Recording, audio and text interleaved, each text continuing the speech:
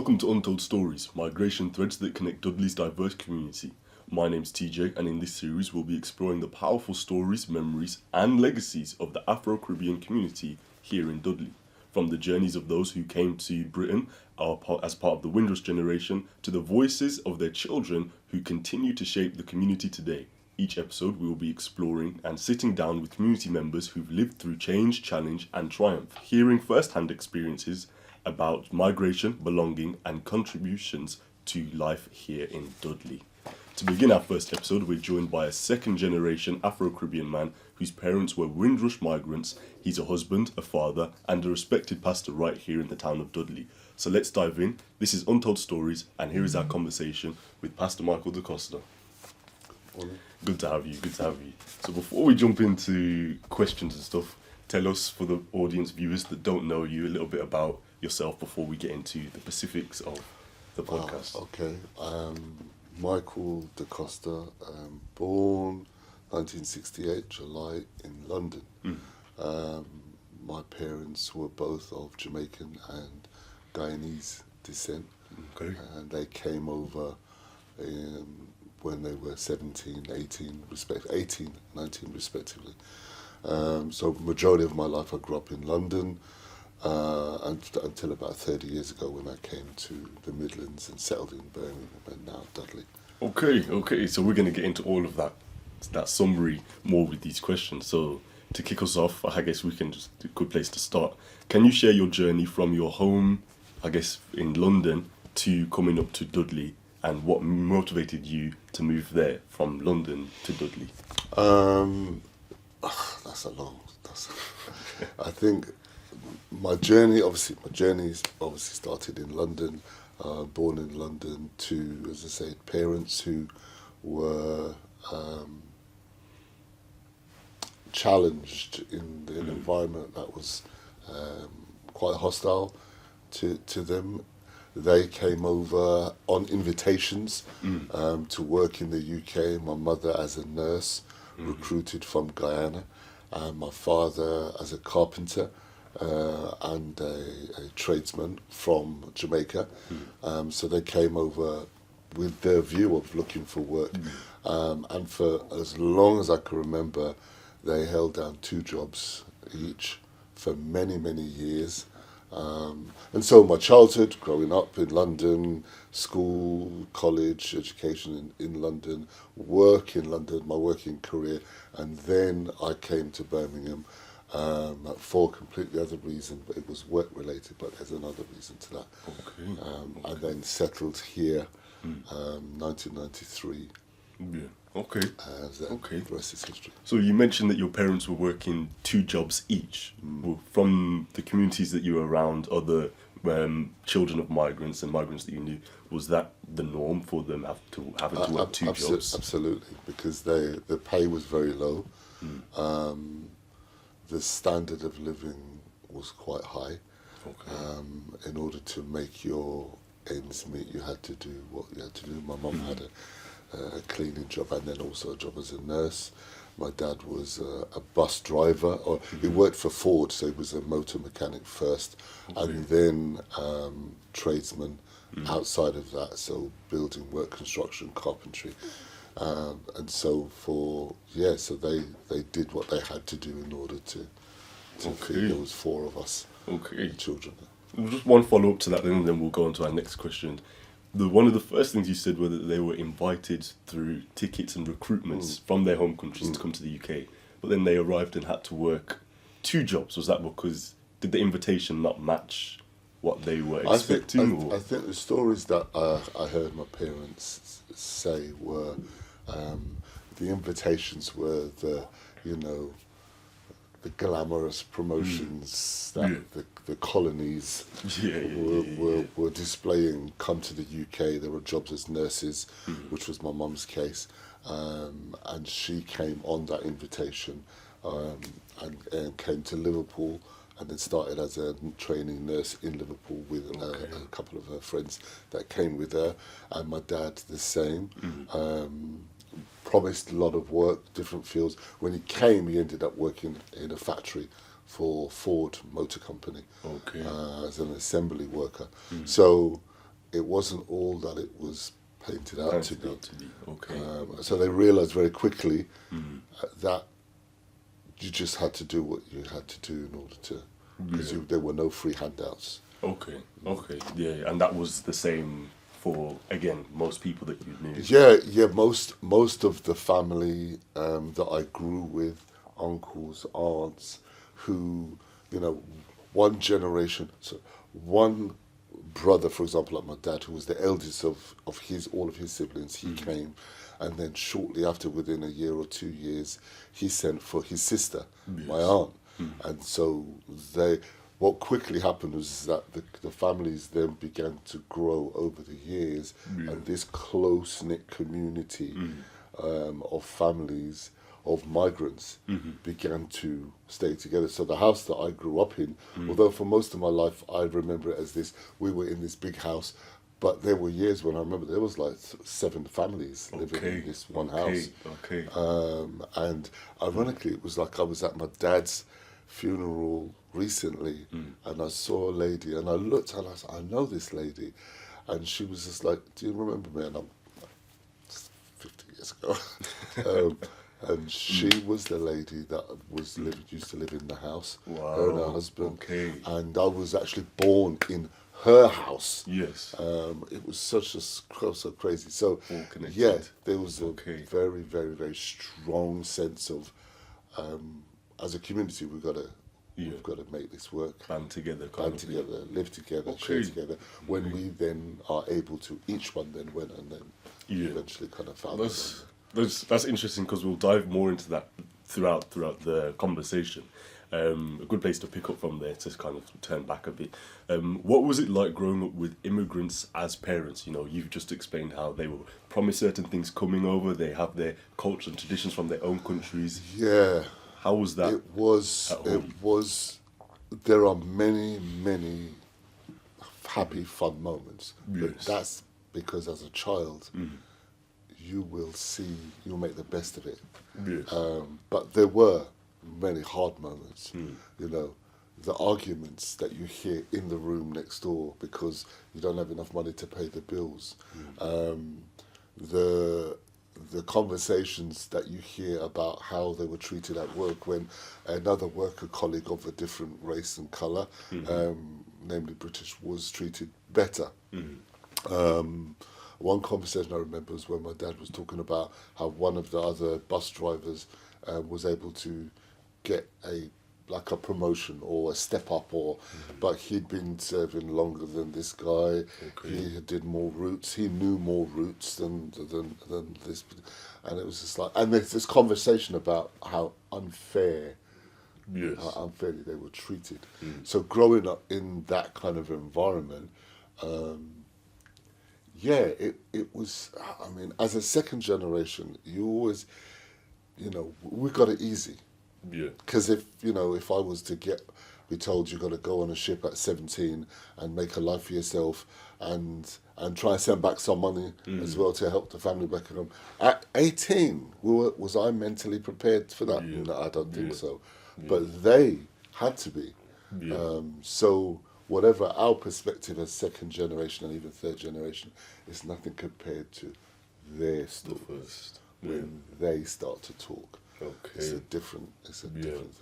Well, that being said about their experiences and how different it would have been for them compared to yourself or myself as generations that follow on afterwards, do you feel that, I feel like it's kind of an obvious question, but do you feel that any of their experiences have had a lasting impact on you, whether it be work ethic or mindsets or... Absolutely.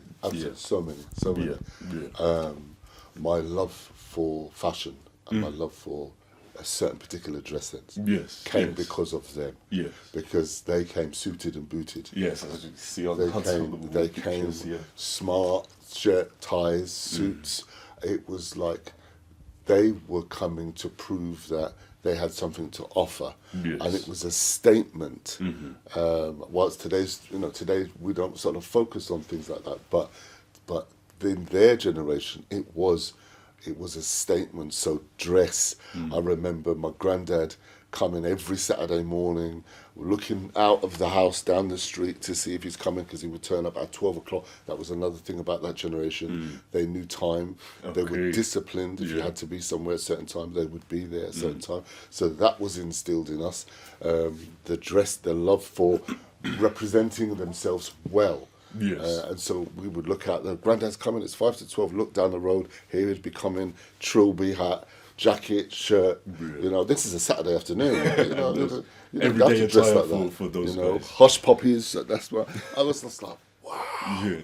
And because they tried the best that they could with what they had, even down to, being checked.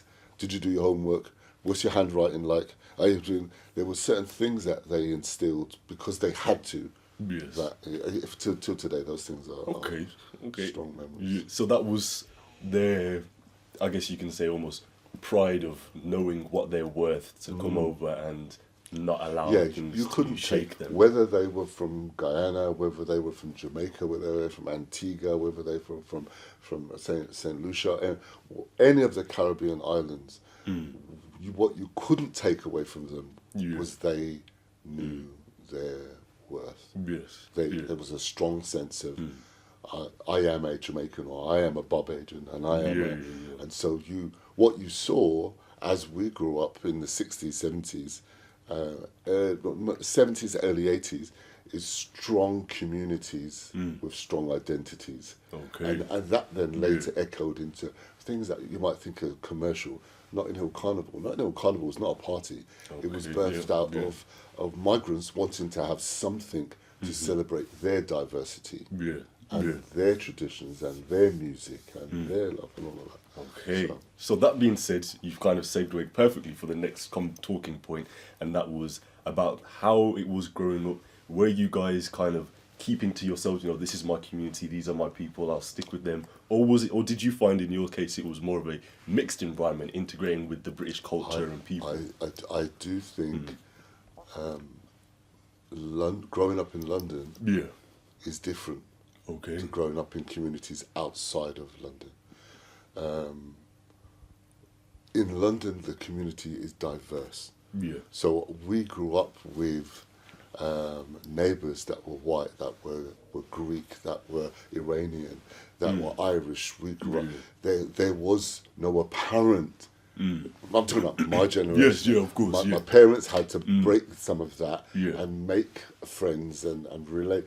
But when we grew up as children, we were in each other's houses all the time. Okay. There was no sense of diversity. So it was, in fact, to be frank with it was when I started to, in my late teens and early 20s, and hear about riots and some of the things that were going on. And not a lot of the riots that were happening were directly race related. Okay. They were oppression related. They were systems that were just unfair. So, you but some of them on the fringes of it were the issues with police. Where systematic racism may have been very strong there.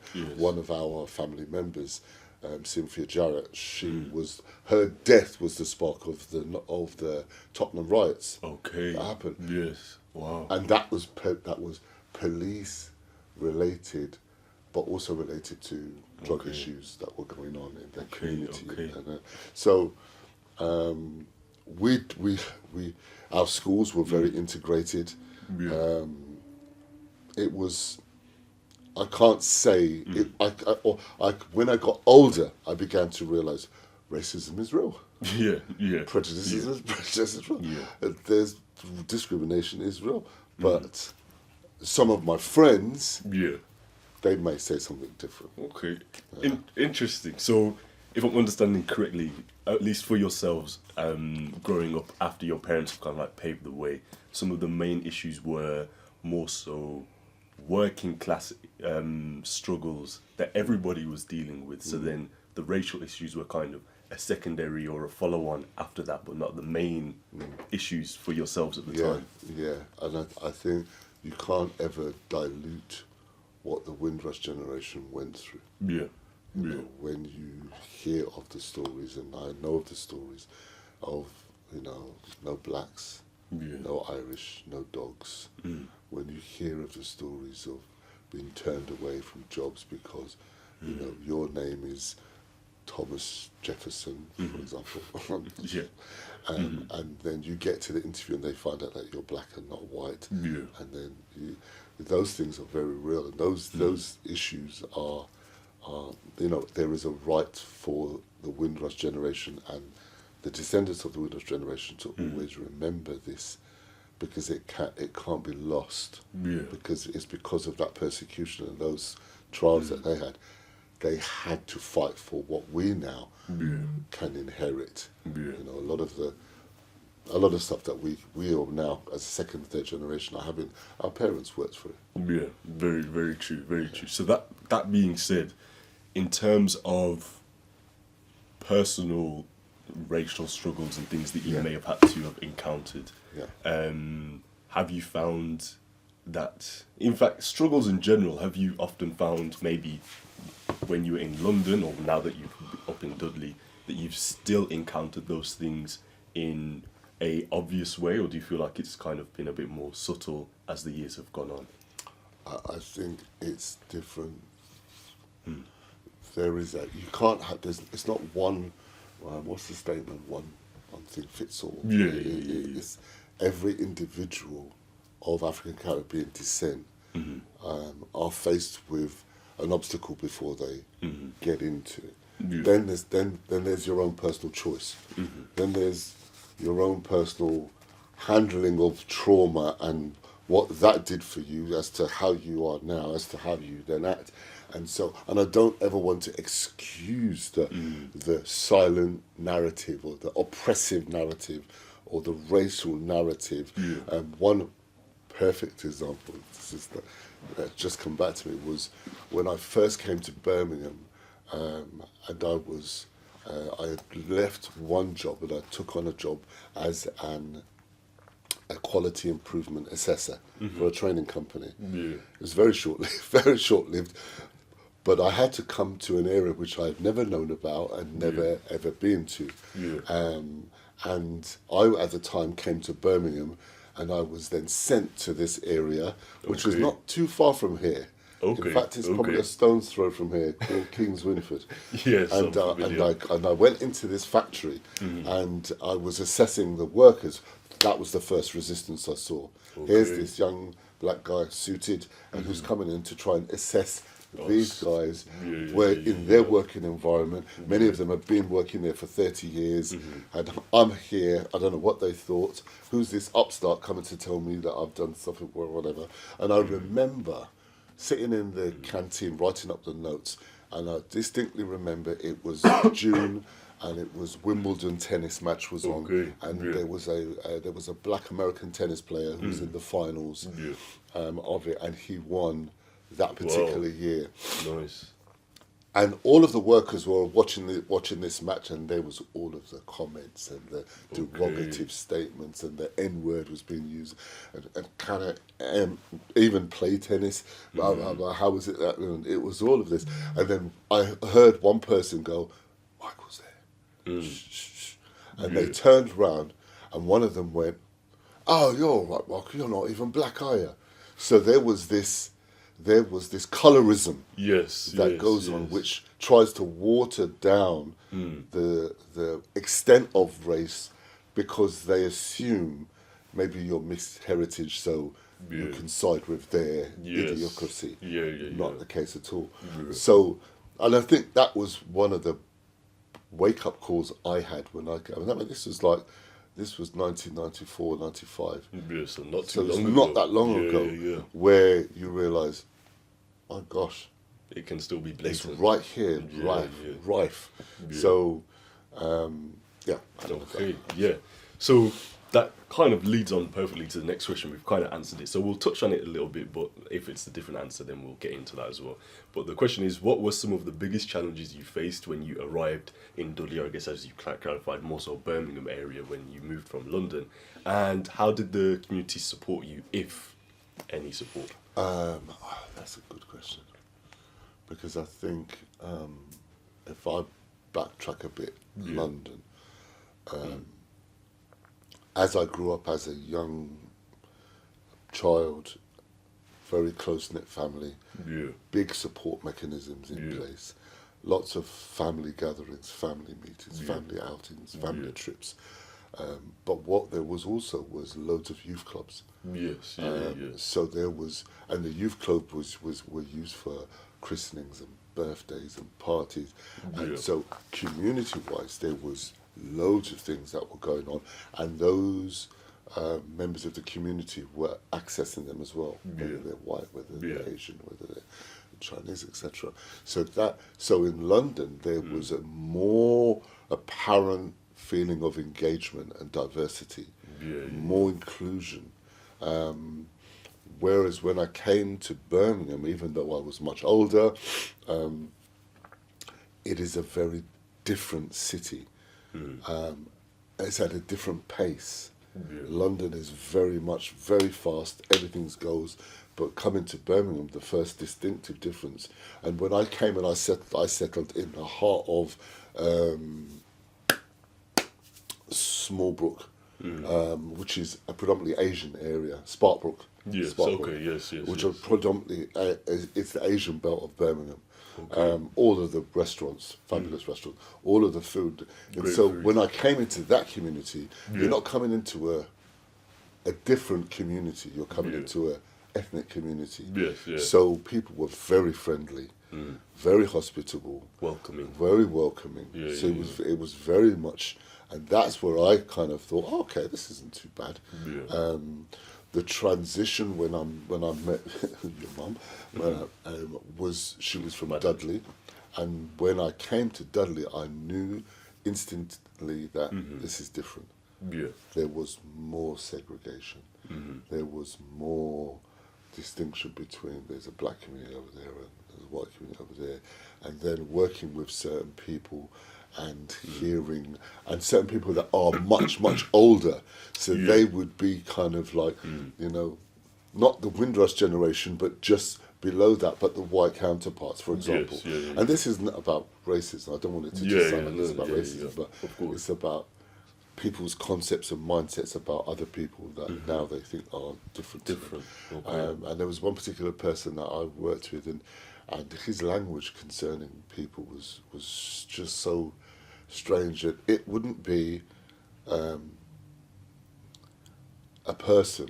It would be, oh, that's the blacks, that's the Yeah. Indians, Yeah. that's the Africans. Generalizations. It was like off the cuff. It was just like, and when you kind of approached them to change that, they was like, "What are you talking about?" Yeah, they didn't see But anything they wrong did not with see that kind anything wrong with language. the way of talking. Yeah. But that was more apparent when I came to when you came to Dudley.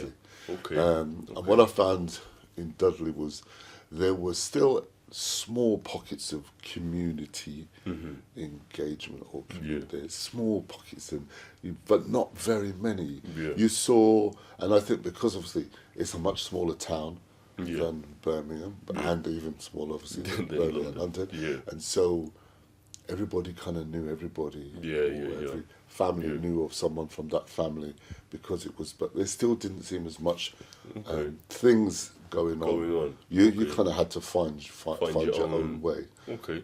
Yeah. Well, that being said, about finding your own way, finding your own space, and moving, I guess, a little bit away from the racial side of things, the conflict between races. I want to ask you a little bit about, spinning back to whether it was growing up or even as an adult now on your own, keeping things. We touched before, and you mentioned how there was a strong sense of, I'm a Jamaican man, I'm a Guyanese woman for you in your mother's Yeah, case. yeah, yeah. Do you feel that them as the first generation who came over, and then yourself as the first generation born in England, do you feel like yourself and your parents kind of fight or fought to, held on to the cultural norms of back home, even here, parties, food, conversations, traditions, that kind of stuff? Do you feel that you've kind of held on to that? I think it's very important. Yeah. Your identity is very important. Your heritage is very important, because that's where if you believe in God, you don't believe in God, whoever's watching it, that's where God has designed you to be birthed into, that culture, that family, that heritage. So there is an importance on your heritage. There's an importance on the way that your parents lived and their parents lived and the values that they had that are your values as well. It's part of what shapes your identity. I will never ever back down from being of Jamaican and Guyanese descent. That's part of my heritage. But I'm not going to allow it to define me. I'm not going to allow it to limit me, and I'm not going to allow where I am to limit me. But there are core values. For example, my grandfather and my grandmother. My grandmother was an English teacher. My grandfather was a cricketer and worked in government. When he came over, he worked hard they instilled in me certain things regarding discipline, regarding education, regarding things. They are certain from my father's side, my dad. There's things, discipline, working hard, making an effort, covering your family, making sure you provide. Those are the value systems that that generation have laid a foundation that you can't ignore. You've got to value it. Yeah. Okay, that's great. So did you feel that, having those strong identity attachments, but also at the same time, like you said, not allowing it to limit you, do you feel that for yourself, maybe, I don't know if you can answer, but maybe in comparison to other people that you knew that didn't have the same mentality but came from the same story as yourself, who couldn't hold on to them being, from a certain place, did it limit how they could move, or did it help how you could move through spaces?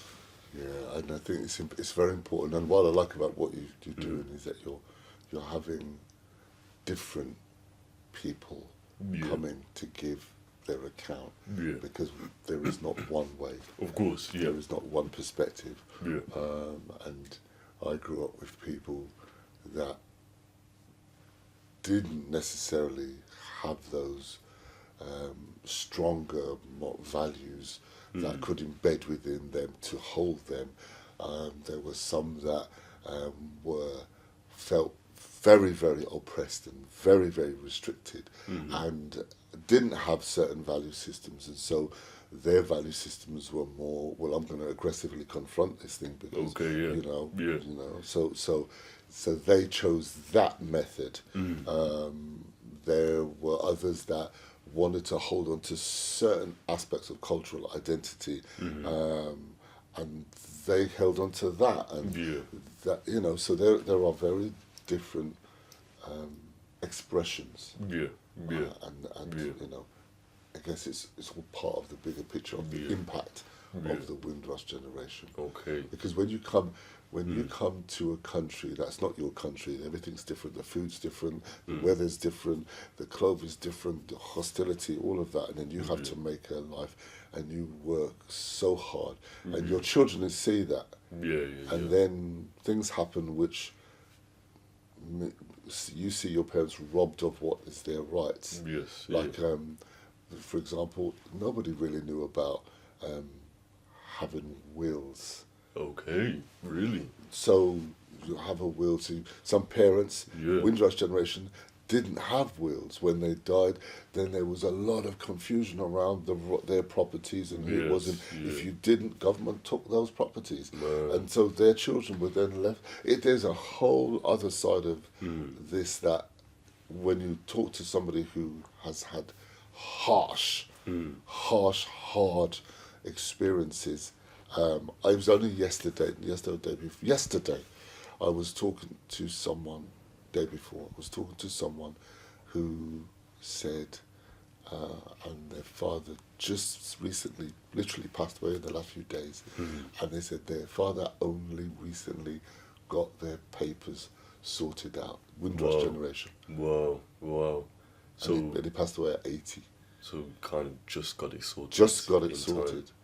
Wow. That's a long time living and working in a country that your identity is ambiguous, or your right to stay is ambiguous.